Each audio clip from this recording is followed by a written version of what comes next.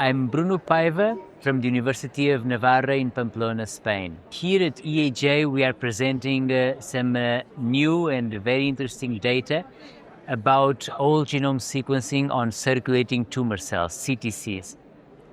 This for me is a dream come true, because for many years, we, and I'm sure other groups in the field, have been looking for possibilities of genetic characterization of rare clones, small clones, such as CTCs. Obviously, from the methodological point of view, it's not easy to characterize such a few number of cells, but fortunately, with an assay that Predictive Biosciences developed, nowadays we can not only detect and quantify CTCs, but we can also isolate using high-sensitive flow cytometry and then perform whole genome sequencing for genomic characterization, meaning it's a 3-in-1 biomarker. It's prognostic from the level of tumor burden, and it's also informative from the genomic standpoint. And as an example of application, I would highlight the fact that, for many patients with relapsed refractory myeloma, you have a clinical readout of relapse based on the M component that is very straightforward, minimally invasive, which is serum and the protein electrophoresis. And you don't actually need to perform a bone marrow aspirate. But if you'd like to know what is the status of the BCMA or GPRC15 gene, and if it's altered, and if this will impact the efficacy of the T-cell redirecting therapies, you would need a bone marrow to study it. Now, what we are proposing here is that you can actually rely on peripheral blood, much more convenient to the patient, study CTCs, and because CTCs truly resemble what you find in the marrow, you can actually see how these genes are in terms of genetic alteration. There is more and more interest about minimally invasive MRD assessment. We like to call it PRD, Peripheral Residual Disease Assessment. Obviously, the interest is naturality, because myeloma is now completely different from 10 years ago. Patients are living much longer. Remission periods are very, very long nowadays.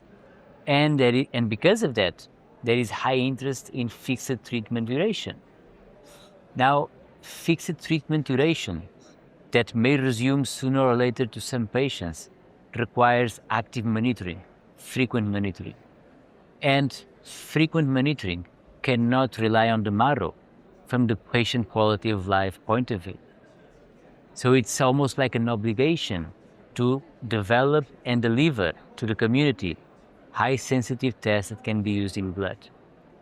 Now, replacing the marrow by blood, or at least to provide blood as an alternative to space out as much as possible the bone marrow, is not easy. It's actually quite difficult, because the bone marrow is still the gold standard and the most sensitive specimen. However, what we are seeing is that if you use combined multimodal state-of-the-art methods, such as mass spectrometry for high-sensitive detection of M component, the method we developed, blood flow, for high-sensitive detection of CTCs during or after treatment, you can actually start achieving very, very promising results. Patients that are double negative in the blood by these two methods, the chances of being positive in the marrow are as low as 5%, and the chances of disease progression are as low as 2%. I think this is very promising and makes us dream, again, that in the near future we can actually have an algorithm in which the marrow will be used early on during the first years of treatment that are very intensive and more efficacious. After 2 or 3 years, we can actually reduce, space out the number of bone marrow aspirates and replace it by more frequent blood testing. There is an initiative from the International Myeloma Working Group and the International Myeloma Society to make a proposal about a possible definition of functional or operational cure that relies both in the marrow as well as peripheral blood, MRD testing, as well as imaging. Obviously, in patients that have achieved a complete remission and are off treatment for more than 5 years. I think that for such a definition, you truly need the marrow to confirm an MRD negative result.